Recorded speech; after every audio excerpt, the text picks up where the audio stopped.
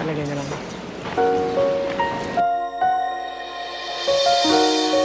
Oh, ano? Mukhang masaya sila makauwi dito ah. Ikaw ba, Daldalita? Masaya ka rin ba makauwi dito ulit sa amin? Opo. Siyempre naman po, na-miss ko din po kayo.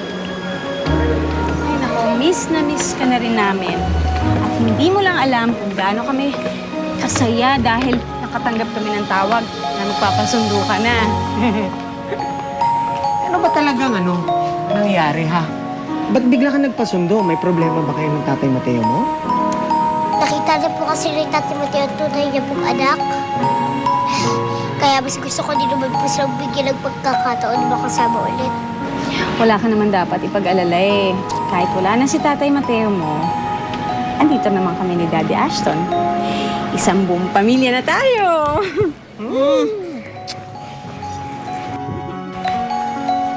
Wow, sarap naman!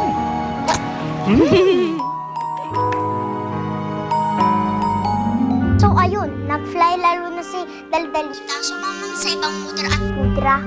Buti naman naisipan niyong umalis. At least ngayon, wala nang problema. Correct. Na may isang malaking check. Hindi na mabubuking ni Papa M ang sikit. Siya ka ngayon? Solong-solo ko na siya ngayon. Diba?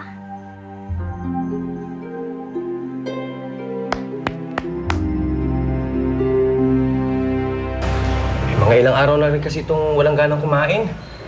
Siguro dahil nilipat yung anak niya doon sa ibang zoo. Pamihado'y na-depress.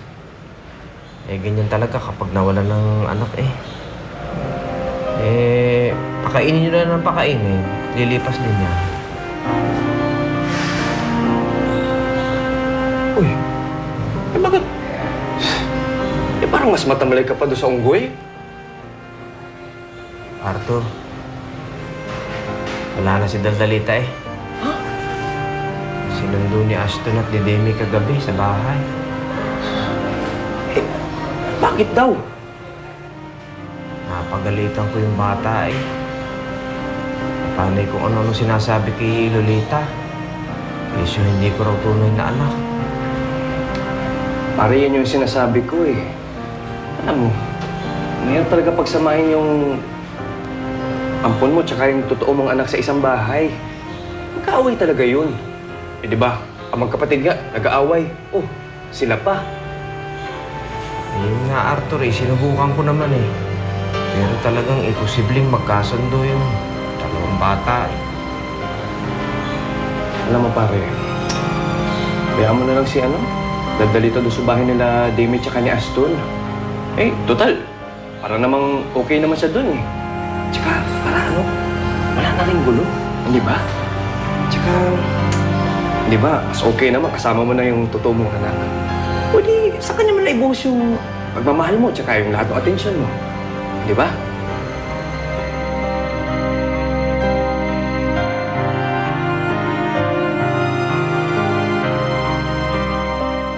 Alam mo, babe, pwede siyang maging beach wedding. Maganda yan Sam, ano namang isusuot ko doon? Two-piece. Why not? Alam mo, magmukha akong balyena doon. Isang napaka-cute ng balyena. Actually, Auntie Kat, pwede ka pa rin namang mag-white flowing na gown in the beads, di ba? Basta ako, Mami Kat. Gusto ko maging flower girl ako. Siyempre naman. Kuya, ate, ako maid of honor, Ay, congrats! Meron pa bang iba? Oh, sorry. Mami Kat, kasama rin natin yung friendship ko, si Lolita. Siyempre. Pamangkin ko yun kaya dapat lang flower girl din siya. Alam mo ba kung sino pa ang pwede nating isama? Si Daldalita. What? Bakit kailangan pa siya isama? Kasi kahit pa paano naging close na ako dun sa bata. Huwag na si Daldalita, Mami Kat. Mamaya, kuluhin niya lang yung wedding mo. Tsaka, hindi na rin naman talaga siya makakasama Wala na siya. Ano? Anong wala na siya? Wala na siya, as in, wala na siya kila Doc Mateo. Pumalik na siya dun sa mga umumpon sa kanya. Sila Ashton at Demi. Dun.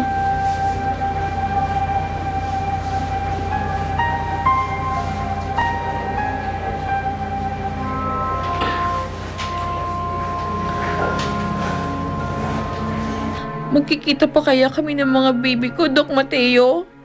Bakit naman kasi kailangang malayo pa sila sa akin? Sadyang ganun talaga, Mami Ung. Minsan kailangan mahiwalay ka sa iyong mga anak. Para yan sa kibubuto ng mas nakararami. Katrina. Anong ginawa mo kay Daldalita? Nagpasundo siya kagabi kina Demet kay Ashton. Bakit nga daw? Anong ginawa mo? Napagalitan ko ng konti Ayun. Lumabas yung totoo. Pinagalitan mo. Di may ginawa ka nga. Katrina, paano ka naman hindi pagagalitan? Kung ano nung sinasabi niya tungkol kay Lolita. Biski na. Pwede mo naman pagsabihan yung bata nang hindi mo pinagagalitan eh. Ayun. Ano nangyari? Umalis tuloy. O wala na si Daldalita ngayon. Wala kang ibang dapat sisihin kundi ang sarili mo, Mateo.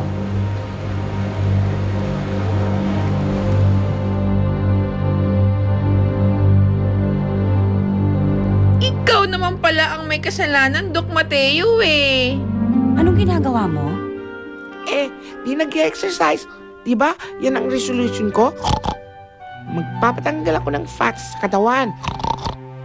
Paano matatanggal ang fats mo sa katawan? Ikaw mismo, isa kang malaking fat. Ang sakit mo naman magsalita. Papatunayan ko sa'yo. Kaya ko to.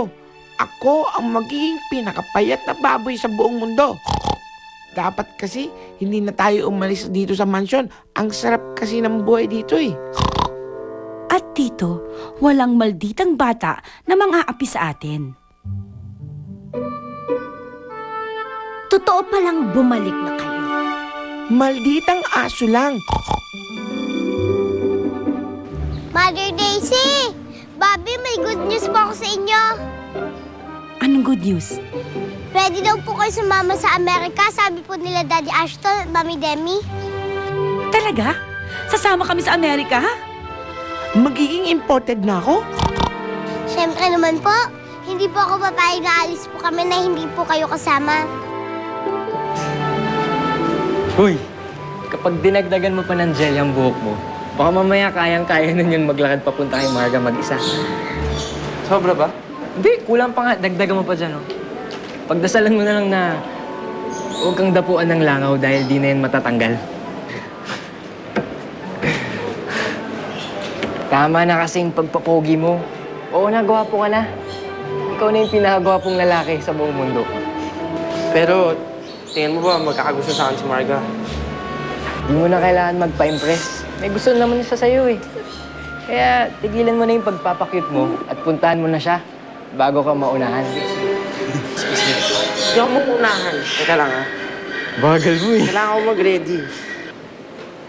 Hindi talaga ako makapaniwala na sinagot mo na ako. Yes! Woo! Girlfriend ko rin si Marga! Sinagot niya na ako.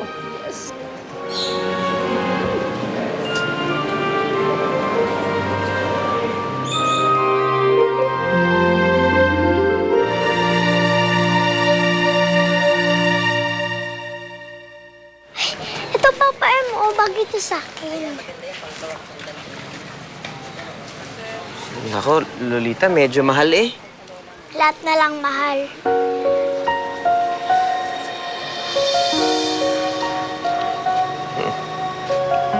Oh, Daldalita.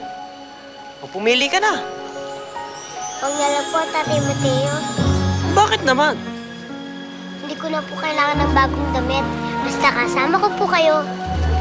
Masayang-masaya na po ako. Napaka-sweet naman ito si Daldalita eh.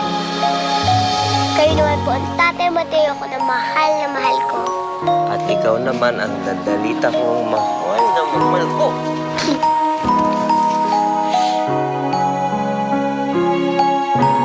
Murato ka, ayaw mo niya. Papa M, hello! Ha? Sabi ko, kung pwede ito na lang, Di naman kamahalan. Konti Okay lang. Pasensya ka na, Lolita. Hindi pa ako sumasahod eh. Papa, gusto ko na eh. Lolita, huwag ka namang gayaan. Si Daldalita nga, lagi sinasabi sa akin eh, hindi niya kailangan mga material na bagay basta't kami magkasama. Ah, ganon. Si Daldalita ang nagsabi nun. Oo. Eh di sana si Daldalita na lang ang maging anak niyo. At hindi ako. Lolita! Lolita! Lolita! Pambira ka naman eh. Saan masakit?